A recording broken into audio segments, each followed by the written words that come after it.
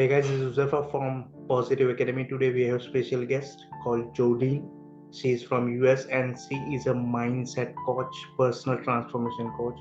I will not give much introduction, but you will hear from herself what she is doing and how her journey began. So over to you, Jodine. Good Please. morning. Yeah. Good evening for you. Yeah. How are you doing? Yes, we are doing good. Welcome Good. to our show. It's an honor to be here, and I'm very grateful that you asked me to come on and speak today. So I look forward to kind of taking everybody on the journey. Yes, so my first question to you, how did this journey started? Well, I have to say it's DNA. I grew up on a farm. So if you've ever been in a farm environment, you work from the day you're born and Yes. you just help in. Like you don't realize that, we all just pitched in and you do it until it's done. If that means, 11, 12, 1 o'clock in the morning, if something has to be done. Because when you have animals and crops that rely on you doing the work, there are no time frames. So I kind of note that, my DNA is a little bit different because I naturally just want to get things done. And so, I grew up on a farm, but then I did go into entrepreneurship quite early. I worked a little bit in a flower shop. I have a degree in flower shop and greenhouse management. So I did kind of learn the trade, but then started my own flower shop in Breckenridge, Colorado on Main Street. And if you're not familiar, that's a ski resort here in the United States in Colorado. And so that's really where my strong, and prior to opening the flower shop, I actually was working with some women in regards to creating a dried flower business. And so I was already coaching before I even started my own business. So it just came natural. It's just one of those things. So I've had a few hats throughout the year. Had the flower shop for 14 years in Breckenridge, Colorado, and then started raising a family. And we wanted to kind of get more into horses and whatnot. Ended up in Kansas, where I did work in the greenhouse industry, did a lot of roadside flower shops, and then the oil boom started to pick up here in my home state. And so about 17 years ago, moved back to North Dakota. And then I opened up a restaurant, and that was a very successful venue for about 7 years. And then the valve got shut off. And so, I kind of had to pivot. So I've, become very good at pivoting. And I think about that time is when, we met on Clubhouse. And then I started just really focusing. I've always been strong in leadership. I'm a certified John Maxwell speaker. And then also into the mindset, because those are the two components that really a successful entrepreneur really needs to dive into. So through Clubhouse was able to, speak into a lot of people and really kind of just, pivot and set my new pathway into a mind lead coach, which, I work on the mind and I work in the leadership aspect and kind of combine them and really help people, understand a lot of mental blocks, because entrepreneurship, we can, we get that imposter syndrome, we get, all those fears and whatnot. Yes. And a lot of that is programmed when we're young in our childhood. And a lot of us don't understand that those blocks, are sometimes they're not even just ours. They can be our parents and our grandparents that have, kind of just been passed down through the DNA.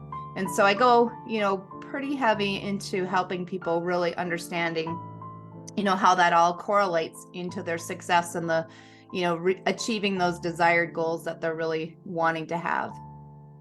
So have you ever thought, do you believe in destiny, like you have been destined to what you are today, or the dots somehow got connected and you reach to this destination? I feel that destiny has gotten kind of a raw deal because of the definition and how people have used it. Like The Secret, which I worked a lot with John Asraf on Clubhouse. and he was a part of that movie. Destiny was kind of this sit here, money's gonna come flying into me, that doesn't work. I grew up on a farm, like work shows up in overalls, and it's not very appealing. If you were on some of those rooms that I was in, I kind of laid into people because they were just hopping around looking for the next best thing. And at what point do you roll up your sleeves and get the work done? So I do believe there's, destiny. We're all destined for greatness, but you have to actually take the actions. And so Yes. I'm very big about pushing people into the actionable. I always try to give tools for people to take action. But I do believe that once we get quiet, because we have so much noise going on right now in our world, right?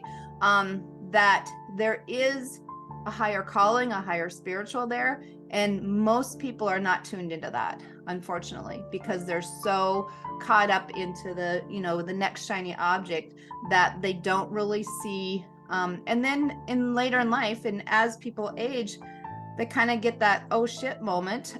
Sorry for the Yes, yes. language there, No, but no, it's but it's like they're disappointed, and it's because they yes. didn't really listen to who and what they were, right? They were so busy, and a lot of that too comes from appeasing other people, right? We want to please our parents, we want to please the employer, whatever it is. And so I always encourage people to get quiet. And I'm a huge component. My girls used to hate it. We'd get in the vehicle and I'd turn the radio off, right? Like, and they'd be like, Mom, that's my song. And it's like, well, you can hear it in your, I want you to get into your mind and really hear what you're saying, and not just always be listening to the noise. And I think people are afraid. They get scared of the silence too, right? Yes. And that's why people are more afraid to be lonely also. They don't want to be alone. Yeah. And they think that it's a bad thing to be alone. But when you just analyze the stuff, it is a good thing actually. You are allowed to know about yourself more when you are into lonely space. So that is what it is about. Exactly. And I think the other thing too is um, people don't want to get quiet. It's not so much that they're afraid of the loneliness, they are afraid of what they've become and what they haven't done. And I think that that's hard on people. When they really get true and honest with themselves, they find out that they haven't been living for themselves Yes. or taking care of themselves. That, self-love and self-care comes into that aspect as well. Yes, we are so much driven with the society that we just give up on our things. We just think that doing job and just continuing this 9 to 5, having kids, starting family, and then retirement, that's the only the life. But we never focus on the other side, which is to develop something great and to spend some time alone, to have values, moral characters. That is Right. And I think, I always go back to the success principles and, the 3 feet from gold or the 3 feet from diamonds. So many people are out there, and, there's even in the gold rush, Darby was with his nephew and they, went all the way to California to get in, or actually it was Colorado to get into the gold rush, and needed some equipment, got the money for it, and, started digging and, was making a profit, was paying off the equipment, and then that vein dried up, and they continued for a while, but then they just gave up, sold the equipment for just pennies on the dollars to the junk man. And then the junk man went back, took that equipment, went to that vein, brought in a geologist that knew all yes. about the land, and literally 3 feet deeper in a different direction, they hit the mother lode. So that junk man, who was considered, just collecting junk, became a multimillionaire because, Mhm. he didn't give up. He came with a different perspective. So I think that's the other thing too. People don't, they feel like they're, digging down, and then they just walk away. And there's so many times that you are just 3 feet away from, that greatness. And but that's that's the other part of success that I feel is missing is you've got to have that network. And I'm a big component of masterminding, and you've got to find like-minded people. And I'm going to bring this back to, if you guys hear on YouTube, if you haven't heard about Mr. Beast, you've been in a cloud. I'm just going to say that now. But, Yes, he's phenomenal. But if you listen to his story and understand his, success principles, for 5 years, and for 2 years straight, he got on with 5 other YouTubers. And from 8 o'clock in the morning until 11 o'clock at night, they just dug through everything on YouTube, and they supported each other. They all came up together. I think they all got 100,000 followers about the same time. I think 3 of them went on to be pretty successful. I believe 1 died, and then the other 2 kind of fell off. And, he's not in contact with them anymore. But for him to get to that greatness, he gathered like-minded people. And that is a secret sauce that people do not want to. But look at our world. Did any of us think that we would get into a worldwide shutdown where they are telling you not to talk to people, do not, don't go in, proximity? So they're training us to, have that consolidation and to, reclusive, not be out there. But I'm a huge component, and I've been speaking into this all over. Get a mastermind, and you don't have to charge for it. Just get like-minded people, because now every day, everyone's like, you got to pay. Find 5 people that are dedicated. You don't want to find people that are elusive. Oh, that sounds good. Oh, it's a party, right? No, yes, like, I want to succeed. You gotta vet them so that they are like-minded people that are really going to be there, because you're going to be there for them, and they need to be there for you. And yes, you work through the issues, and that synergy, that power. And I speak a lot about this too.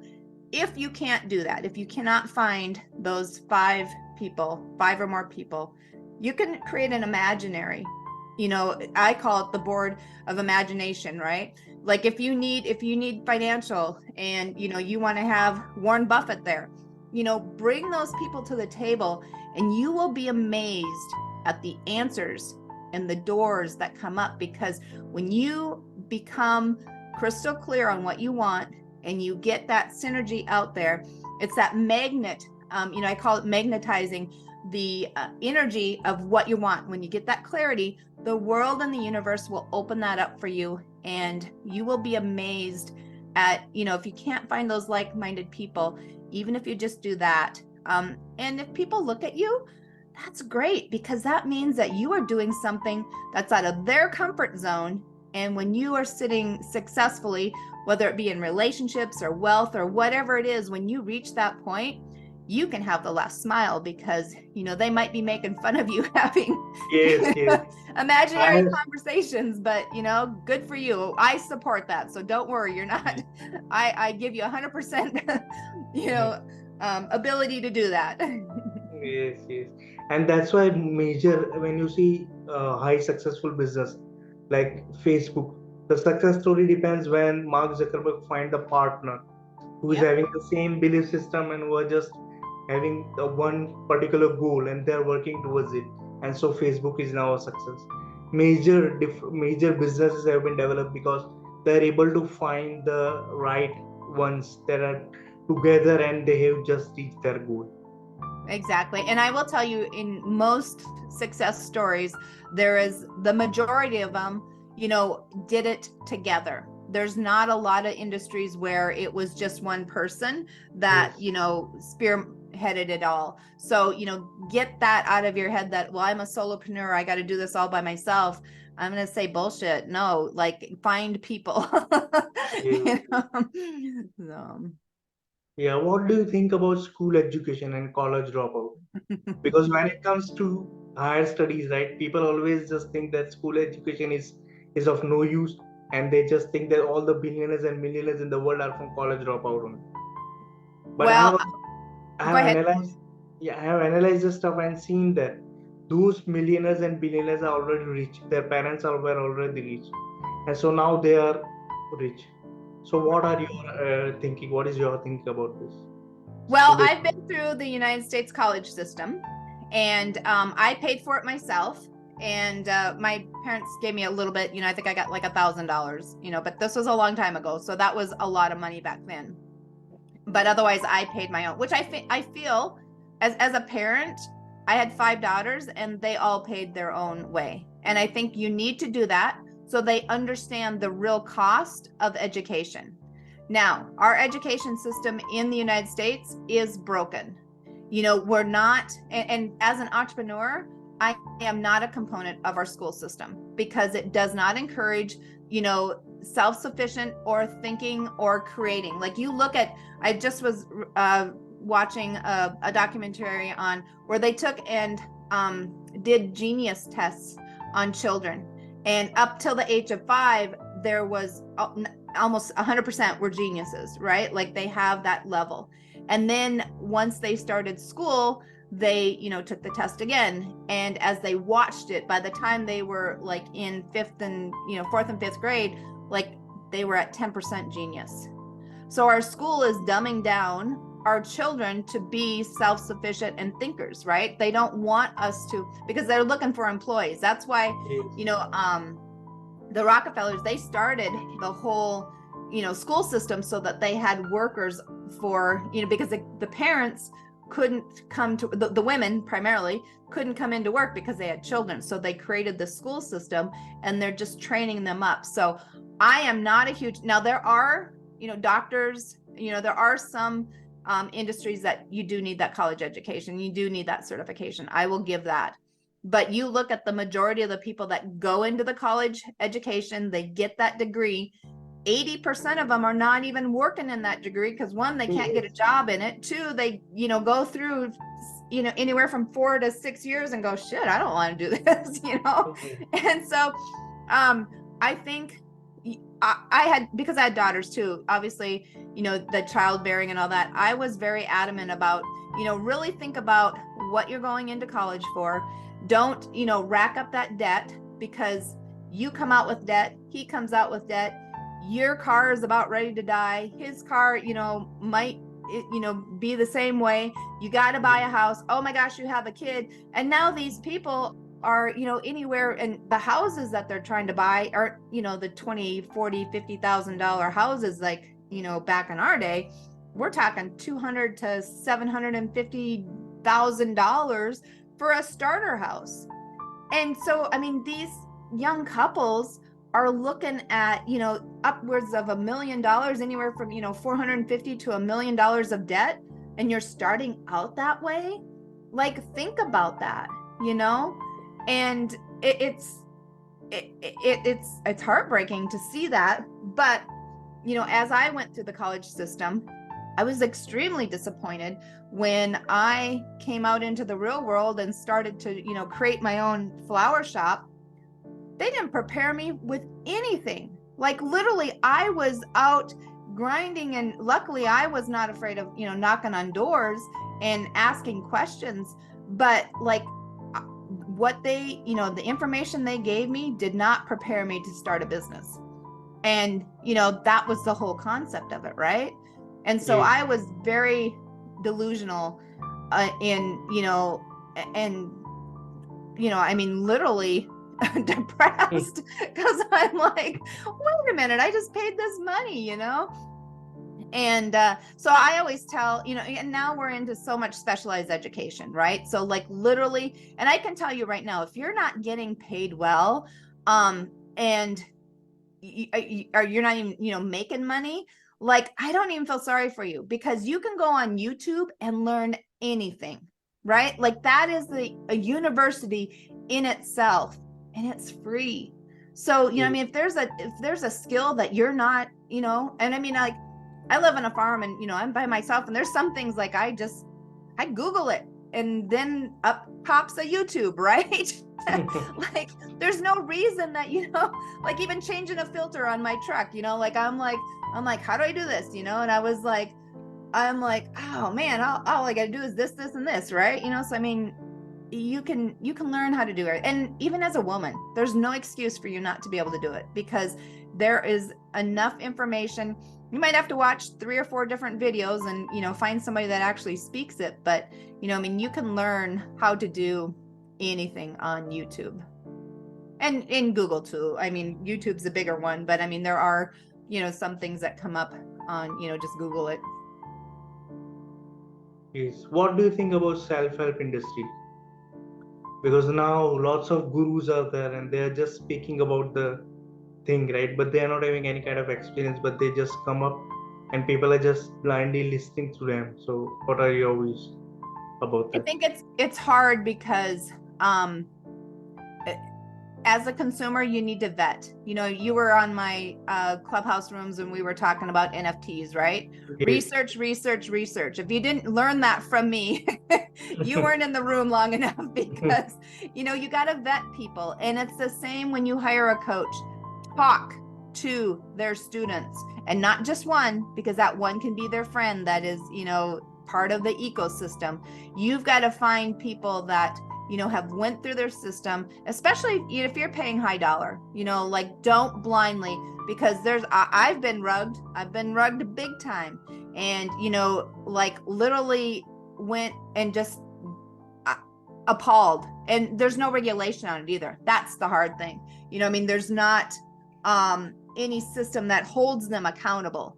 So you've got to be researching, you've got to be following. And there again, I always say it's kind of that concept where if you are looking to learn something, or you're trying to find a coach, put your credit card in the freezer in a glass of water, so that when you do find the right person, you got to pull it out and you really got to research and let that credit card thaw out in time, so that you really are doing your due diligence. Because a lot of people, late at night, we get that, oh, this sounds good, and we put the credit card in, and then we're like, shit, this is not what I wanted or what I need, right? It's what you wanted, because they talk the talk. They know how to, especially with AI now, they're pulling up the pain points, they're speaking into you, but that doesn't mean that they are certified enough to teach.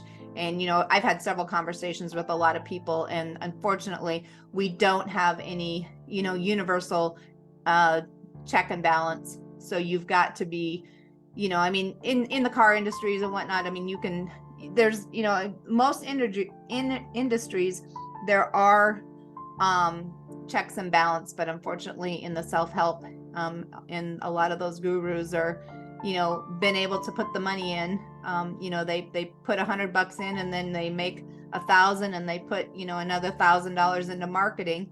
And just because they're marketing well doesn't mean that they're delivering the results. Right, 100%. And that's where comes persuasive communication. So I just wanted to know about from you regarding persuasive communication, what it is about. Because they are more persuasive, so they are able to convince the people, and the people just blindly enter them. And in that way, they are just into a chain. So, right. Yeah, they learn to speak your language, and but like I said, that's where you have to do due diligence and actually find their students, and are the students producing the results that they're saying. Because just because somebody gets into a group and loves on them doesn't mean that they're financially, and most reason that you do go into a course, it's for financial gain, right? Now sometimes you're not going to get 100% out of each course or whatever. But if you specifically are looking on how to work with SEO, let's say that's one of the skill sets you're learning, and you sign up and all they're talking about is landing pages, and not really getting into the meat and everything, it's like, wait a minute, a landing page is important, but there's a lot of other, technical things on SEO that you've got to be aware of. And so, you got to really get to those students that are involved and have direct conversations. And, I always say, find at least 3 students and, talk to 2 of them, if not all 3 of them. yes, in that way, you will be able to know the results, whether they are getting or not. Right. And then when you not only talk to those students, but look at those students, are those students producing, the results? Are they, or are they, not even in the wheelhouse, because, some people can be, in a course, and not everybody, some, you can have spiritual people looking for SEO because they're trying to, increase their landing pages and whatnot, so I mean, like, there are some crossover, but still, is that spiritual person, got a good following, or are they just, have 10 people in a group, or you know what I mean? It's hard now because most people have private groups, so you really can't see the numbers, but sometimes you can, figure out, you just got to get snoopy, and you got to do your due diligence, right? Because there's, and I want to say that, 90% of the people out there are good with good intentions, but it's that 10% that you have to be making sure that you're not a part of. And if you're thinking positive whatnot, I always say, like minds attract like minds, but sometimes we fall short, even, we get in those weak moments, and, but you still got to make sure you do that. And the other thing too is get contracts, get things in writing, because nowadays you do it on PayPal, and if you open up a course, they can say, hey, she opened up this course, or she didn't, I mean, like, there's ways that they can make it in their favor too, that it's not that accountability, because at one point PayPal was pretty good about that, but now they're more for the seller. So I mean, and don't do Zello, because once you transfer money to somebody's account, like, you're screwed. Like, you don't have any recall. And that's a big, I learned that lesson, and I was like, fuck, that was not good. Yes, right. So now let us discuss something about mindset and psychology. So what do you want to know? how one can develop positive mindset and psychology? Yeah, I mean, basically understanding human nature. Yeah. Yeah. So the best thing I can say is, whatever the mind can conceive, the mind can achieve. And that comes back to, if you are in a negative Nelly and constantly just thinking negative, you're going to attract more of that. We have this magnetic pull, whether we want to address it or not, but our thoughts are, when you put them out there, they attract either the good or the bad back. So I am a huge component of always staying positive, always, upbeat. And it sucks. There's times when we don't want to. And I always say, all right, if you have that moment, you've got 3 to 5 minutes to be in a pissy mood, right? Or, whoops, sorry. You've got, 3 or 4 minutes that you can just not want to be on, in that positive moment, or you can have that sad moment, right? But here's the thing, after that 3 to 7 minutes, no more, right? You've had your pity party. I've worked with Tony Robbins, and Master Code talks about this, and and I'll give an example. His father died, and he was very close to his dad, and so I don't even think that he cried, I mean, like, he just had to, I mean, he felt sad about it, but he realized that, because he was spiritual, that, they were going to meet again. But his wife finally came to him and said, look, you need to cry about this. You need to, you need to mourn the death of your dad. And he goes, I did, I mean, he goes, I felt that sadness, but I can't bring him back. So, I'm not going to, spend my life in depression about it. And she was, long and short, she basically said, for the sake of your family, you need to have some tears so that they know. But his comment and his thoughts were, I love him, I miss him, but I can't bring him back, and I can't change it. So I have to move on, right? But he did have a few tears for a few moments to appease his family. But that's the point I'm trying to make. Life happens, right? But some things we can't change. We can't change the past, right? But we can learn from it. So if we keep that positive mindset, and I'm not saying don't have any empathy out there, because, I'm an empath. So, the 29th rerun of Little House on the Prairie, and I'm still crying, even though I know exactly what's going to happen, but I think it's really important to understand that you can't change, the past, but we can learn from it, right? And I'm a big component of, kind of doing synopsis, or, looking back, reviewing, like, okay, what did I learn from this? Because none of us fail, right? The only way that you can fail is if you quit. And when you quit, that means that you have not, dug deep enough to really move forward in the direction that you really want. So, learn from your mistakes, talk about your mistakes. And, a lot in leadership development, we will go back to like, why did you behave that way? What was it that was, you were really feeling at that moment that caused you to, not handle that leadership, that situation in a way that a strong leader would. And the reason we reflect back is so we can kind of reverse engineer it and say, okay, my ego or my hero or my pride was allowing me to, reprimand or, lead in that way. And that's not, healthy. So, but now we can say, wait a minute, I let my pride get in there and control how I led my team. I need to, change that within me. So you learn from it, right? Yes. So we are analyzing and digging deeper into the cause to find the solutions. Well, I think people need to wake up. I feel we've kind of had the blanket, put over our head the last few years, with all the world shut down and whatnot. And a lot of people have checked out. A lot of people have, not wanted to feel the emotions, not want to deal with it. And so they, go to the feel good.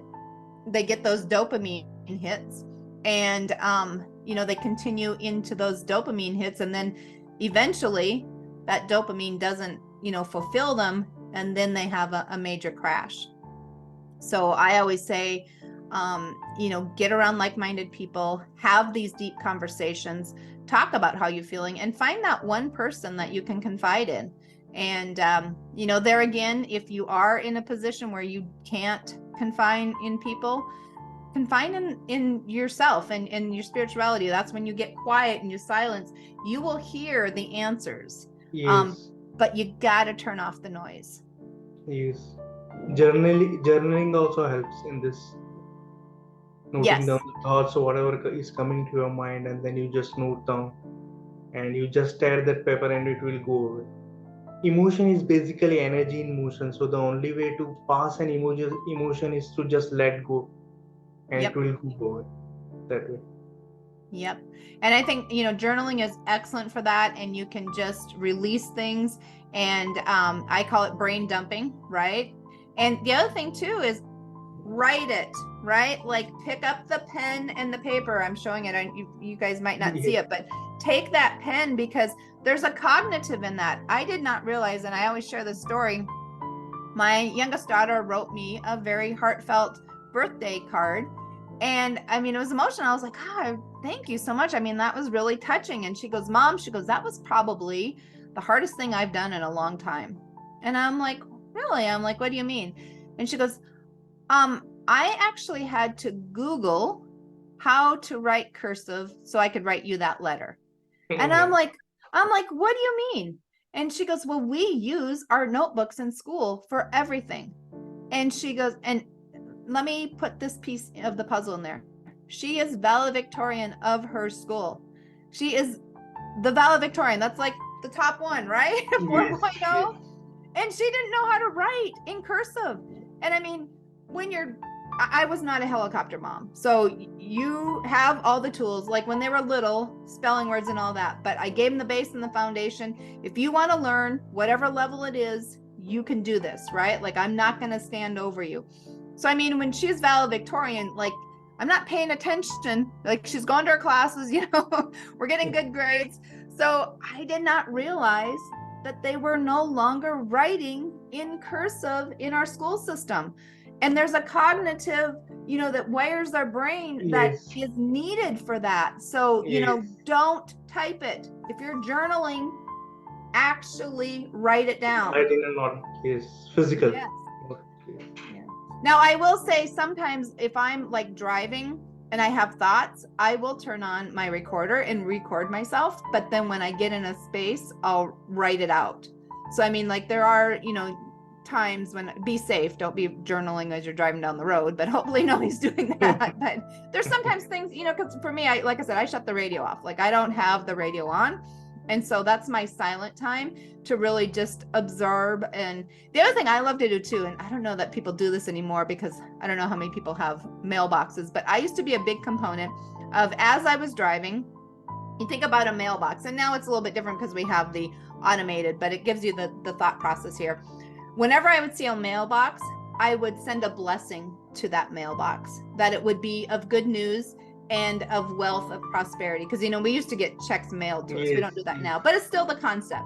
So you're sending positive energy out there. So like when we'd be on road trips, I would see a mailbox and I would just send, and even now, because I live up in the country, I see a mailbox, or I know that they've got a mailbox. I just send them a little blessing, and it's just something fun that, you give silently to other people, and you don't realize that. So like if I ever go by a post office, man, I'm like, just like spending, 3 or 4 minutes, like, giving, just sending good vibes, and, Yes. financial abundance coming into the mailbox. Yeah, the same way I feel like in today's period also. When someone writes you handwritten letter, something handwritten, then it is a different vibes as compared to typing or email or something. Exactly. And unfortunately now there's AI where they have machines set up where they Yes. actually handwrite that, but it's still the idea that they did take the time and the energy to get the AI to do it. So Yes. So how one can filter different distractions, because we are surrounded and bombarded with information and distractions every now and then. yeah, you've got to you got to really get clear of who and what you want to be, right? And the other thing too, when it comes to this, take inventory of the 5 people that you spend the most time with. And I mean, don't say the 5 people you want to spend time with. I'm talking about take a week and, calculate how many hours you spend with everybody, and then take those 5 people and divide that by 5, and that's your cap of potential income. So if you're hanging around losers, if you're hanging around people that drag you down and they're not supporting you, I give you permission to let them go, right? We have seasons of people, and I think people are afraid of letting go of relationships. My girls, as they were growing, they would, get heartbroken over, certain people not wanting to hang around them or whatnot. And we all have seasons, and we have to respect those seasons, and when you close those doors, I will assure you, better doors are going to open for you. So, be honest with yourself. And, if I always say I want to be the dumbest person in the room, right? Like I up level myself all the time. I want to be the one with the least amount of money because I'm going to learn from these people and I'm going to better myself. So, filter the people that you're hanging around, and I give you 100% permission to release the ones that are not healthy for you. Yes. How you help entrepreneurs? In what ways you are helping? I think the big thing is helping them through the mindset. And, I have a lot of knowledge in, the NFT and the crypto space. And I'm not an expert in it, but I know a lot of people that are. So I'm a great networker. And then also, helping them through their mindset and understand that they do have the ability to reach those desired goals that they, truly do want.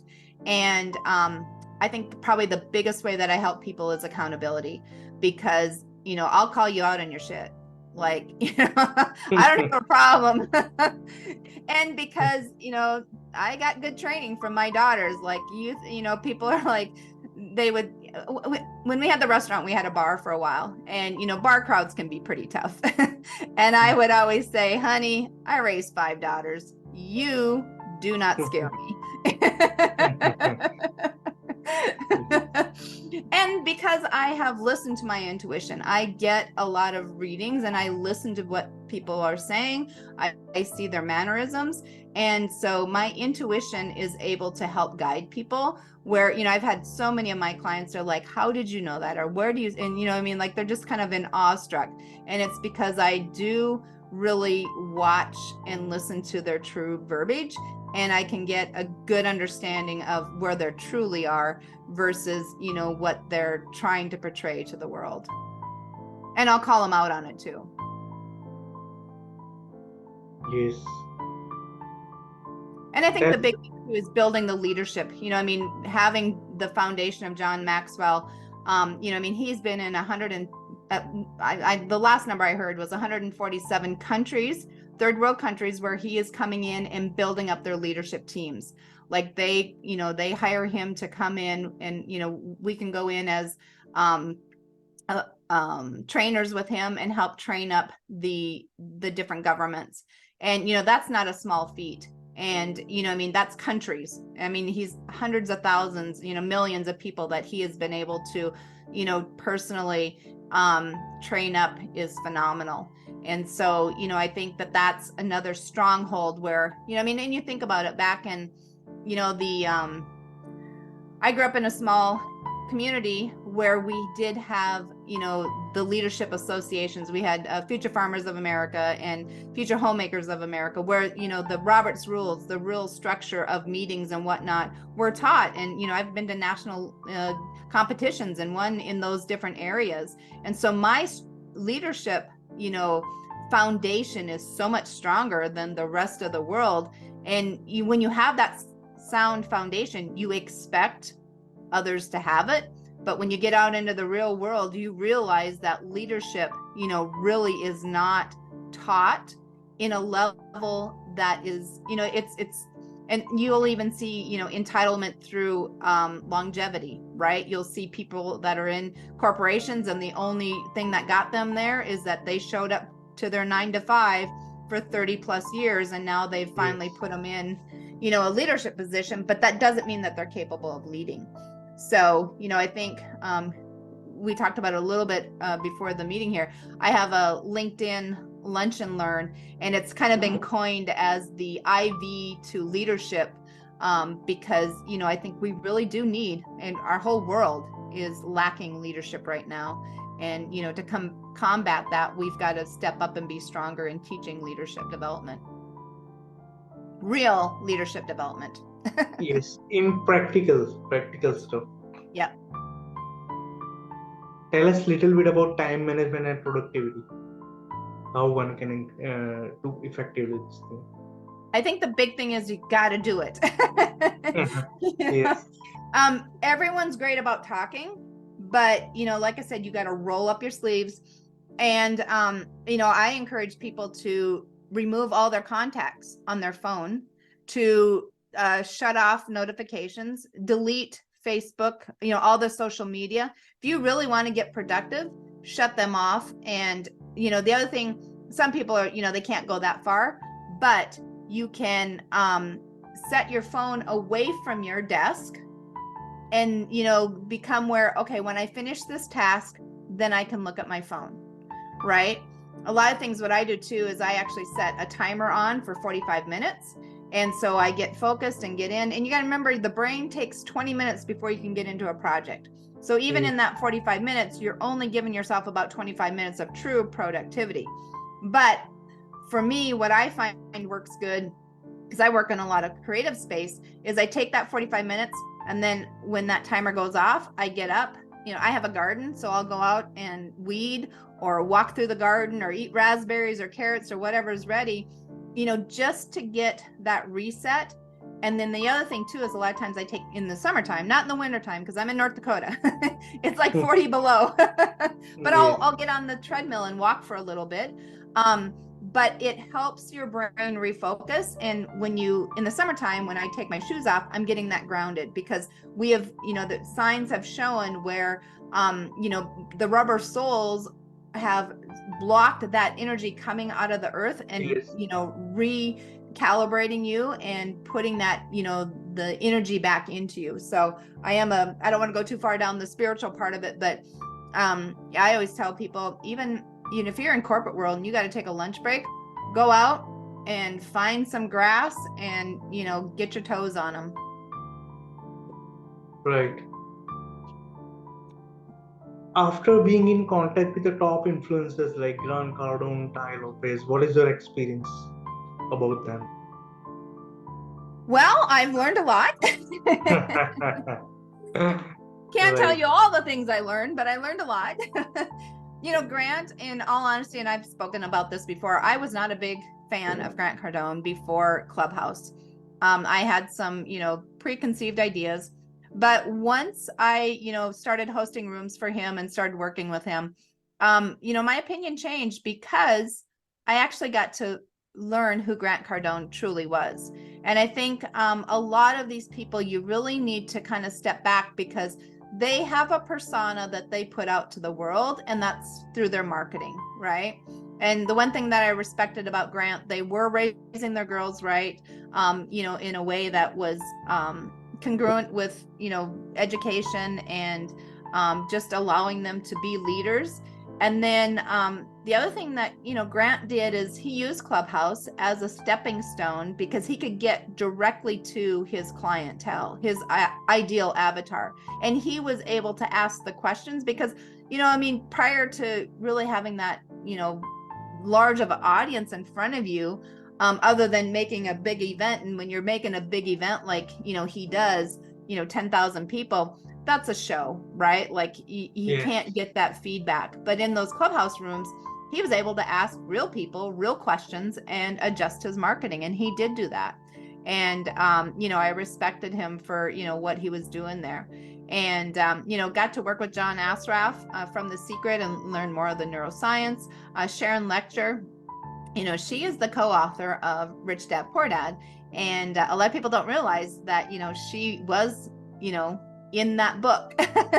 She's actually the one that wrote all that book, and Robert Kiyosaki marketed it. So really got to work with some amazing people. And then Forbes Riley, she was a hoot. And it was a lot of fun. Damon John from the Shark Tank, worked with him a lot. And I guess for me, I wasn't starstruck because I haven't had TV in, well, now almost 30 years, but I didn't know really who they were. I had a selected idea of who they were, so I wasn't intimidated by them, right? Like I could just be honest and truthful and ask deep questions because I wasn't in awe. So I think that was the big part of me getting to know people, and just be raw and real with them. And it was more of a casual conversation versus this scripted. And I think that really helped too. And they felt comfortable around me too because I was asking different questions than most of the people that were interviewing them and helping them out. Yeah, I see these top influencers. They reach certain level due to marketing. Marketing plays a huge role in this because what you see is and what they picture is totally different. Yep.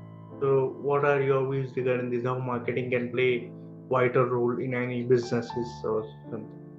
Well, I think when you go into your marketing, and this is coming across heavier now than ever before, is be real. People want the backside. They want to see where you come from, they want to know the true story. And, prior to Clubhouse, my life was going pretty well. And then, I lost both my parents within 3 months of each other. And then the valve, the valve got shut off in the restaurant, like I said. And then 8 months later, my ex-husband of 33 years walked out on me. So I mean, I had really hit that valley. And as an aging woman, like, what the hell am I going to do? Right. I mean, like, you've planned for 33 years of retirement together and kids around and all this, and all of a sudden the rug was pulled out completely.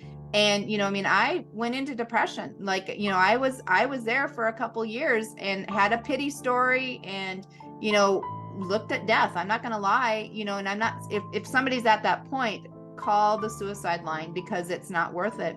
But fortunately, I heard the voice of my mom, and that snapped me out of it. And her her parting words to me was to go out and be so successful that you piss them off even more. And, I mean, that was that tenacity that I needed, and that reminder of, wait a minute, I'm 3 feet away from those diamonds. And, that's why I went on Yes. to Clubhouse and realized that, I was going to find my voice. And I did that. I opened up all the doors that I could and just started to, reinvent myself, refine my purpose. And, some life is life, right? Like we Yes. don't have that, bed of roses. And so I've been there. I know where a lot of these entrepreneurs, and, when we had our flower shop, we had to go through bankruptcy because we had 3 seasons. The Chinese that bought Breckenridge the first year. The second year we had no snow. So I don't know if you've ever been in a ski resort with no snow, No. No. but it sucks. Mm. And then the third year was Y2K, and people are like, "Oh, Y2K," and I'm like, we had second homeowners that could not come to celebrate the holiday season, and that's when we made most of our money. And, I mean, we had 3 back-to-back hard seasons and there were 38 other businesses that filed bankruptcy that year. And, so it wasn't just us, but, I've been through that, that I call it humiliation, because it was, my morals and ethics. I didn't want to file bankruptcy, but I had to protect. And, I mean, it kind of goes back to Trump. Everyone's like, oh, he's filed bankruptcy. Well, he followed the rules that the government's put in place to protect him, and that's what he did. You guys wrote the rules, he just played the game, and I had to play that game. So I understand and I respect why that game's there.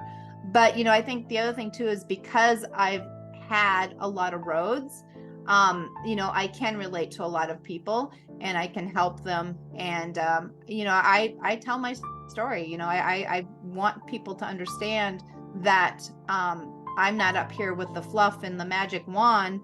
I've dug the trenches. I've been in the deep seas, and, I've also found a way out of it, and, figured out that, there is more to it. And, sometimes you just got to start over, right? I mean, like, Yes. you lose everything and you're like, oh my God, I can't survive this. But the reality is you can, and you start another one. I mean, it's like a cycle, and you can't look at it as failure either. Like I learned so much in that bankruptcy, and how, the government system works, and how, you have to, do certain things. And that helped me build the next, business even stronger, So, I mean, like and success principles too, fail fast, right? Like if Yes. shit's going down, just get her done and get her over with, and stop waddling in the pity. That's probably my biggest advice for people, if you're in that position. But if you're on the high end, enjoy it, bask in it. No, but lives always threw us down. At one period Yep. of time, I also was to give up, but then I just bounced back myself. So now I am where I am. Last, I would just like to put emphasis on influence and connection mastery. What it is about. So what I've done is, I've always been a huge component of the mastermind, and I've hosted, thousands and thousands of people through Think and Grow Rich, because when I was on Clubhouse, we would have, 3 to 5,000 people in a room, and we would, I'd be going over the success principles of it. And that was on a daily basis. And so, and I've had so many people come back to me, you don't realize who you influence, right? But I've had so many people, now that it's been years later, like, thank you, you helped me set up my business. I did this and I did that, all the different things. And, I mean, I was just teaching from the heart, and you don't realize who you influence, but you do, put an impression on people. So in influence and mastery, we use the power of the mastermind to help you learn, the true success principles. And there's some great people out there, but they've fluffitated them and they've put their own spin on them, where I've went back to the basics. I go to the OGs, like the Earl Nightingales and the Henry Fords, and I speak a lot about into them, because those success principles are there. Now, I don't know if you guys are familiar with Russell Brunson, but he recently paid $1.5 million for the Law of Success, which was the original Think and Grow Rich. It was actually produced in 1928. And so I am a part of that and learning from him. And, that manuscript that he has was actually, typewritten by Napoleon Hill. And like when he would change the title of, one of the workbooks that he would do, he would actually type it and cut it and then tape it over his manuscript. So all of his notes and everything are in there. And so it's really cool to learn deeper and understand more. And the whole reason that book in 1928 did not get published was because Henry Ford did not want all the success principles out there. So the book Think and Grow Rich is actually diluted. It doesn't have all the success principles in there, but Henry Ford needed people to work on his manufacturing, on the lines, right? So he did not want people to be out there thinking. He was afraid that too many people would get, the entrepreneur spirit. And so they dumbed it down, which is, it's sad, it's heartbreaking to learn that, but that's reality, right? That is truth. Yes. And but it's great. I actually have a mastermind from Earl Nightingale, because I was in Quickstar and Amway 35 years ago. That was one of the things, Earl Nightingale helped Napoleon Hill market Think and Grow Rich. So I have that original manuscript. So like I call it a deep dive into Think and Grow Rich, and people are like just blown away because it does go deeper. And so we use a part of that, and then building up leadership skills. My big goal is to help you really create that magnetic character that attracts to you. So you're not reaching out trying to find people, they actually are attracted to you. So helping you with your self-confidence, because that's a lot of times the biggest thing that's lacking in leadership is we don't have that self-confidence. So I think that's a big component that makes my unique in what I work with. And the other thing too, that this kind of that fluff of like, go out and do this, go out and do that, where we actually, because I'm certified in hypnosis and NLP, we actually do different modalities that go into the psychological, the subconscious mind, and remove those blocks and retrain them. Because, like I mentioned a little bit earlier, and I don't know, if you believe in past lives or whatnot, but the reality is you were conceived, your egg was actually produced in your grandmother. And so you went through a life with your grandmother, and then you went through it with your mom. And so a lot of times people don't realize that DNA is passed on. That's scientific, and nobody wants to talk about that. So there are beliefs and experiences that happen to your grandmother and grandfather and your mother and your father that you're still living, you're carrying that. And a lot of times you don't realize that until you really get real with yourself. And so we can program those beliefs. We can, teach you how to, find them, and then we retrain you so that you're not just talking about success, you're actually reprogrammed. And with that support, that accountability of that mastermind, you've got like-minded people that are, reinventing themselves in essence and going out there. And then that energy, because now you're not, money doesn't grow on trees. Oh, you got to work hard for your money. All these mental, things that we are embedded of is you're not worthy of success. Oh, you don't deserve that. All these little statements that get implanted into our brain in that, that one little, volatile moment where you're not ready to defend it. It gets embedded into your subconscious, and now you sabotage yourself, right? Oh, you're going to do a course? Well, you're not worthy of that. Nobody's going to listen to you. All these, these programs, pre-programs, even though you're working in success, you're wanting to be successful, that subconscious mind comes in and says, and that's where you got to be able to, train the brain and reprogram it. And that's, the tools that we actually give you do help you. And, I'm really big on the verbiage, well, I'm going to do that.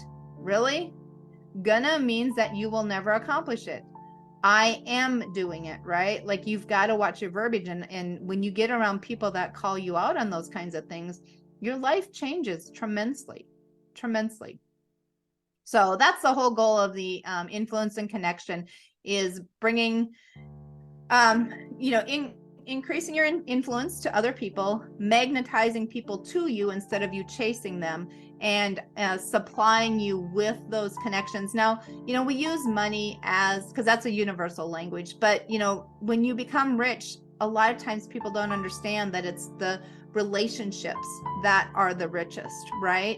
And at the end of the day, anybody that makes a transaction financially, it's based on the relationship. People have to know, like, and trust you. And so we give you the tools of how do you create that, how do you make that happen, so then that you do have those riches. And a lot of times in the end, the wealth that's really there is the relationships, because at the end of the day, when you're sitting on your deathbed, you're not taking that money with you, honey. It's those people that are, beside you that, really are the richest, commodity that we have. Yeah, so I have asked whatever. I just want to, if you want to add something, then you can just go. Yeah, anybody that wants to connect, Jodine.club. So it's Jodine and then I will mention all the details regarding okay. Jyoti in the Okay. description, so you Yep. can just get her contacted if you want any kind of help regarding what she has discussed. It's been a pleasure to have you as a guest on our podcast, on our show, and in future also we might look forward meeting you again. Thank you for joining us, Jyoti. You're welcome. And I will leave everybody with this last and final thought of whatever the mind can conceive, the mind can achieve.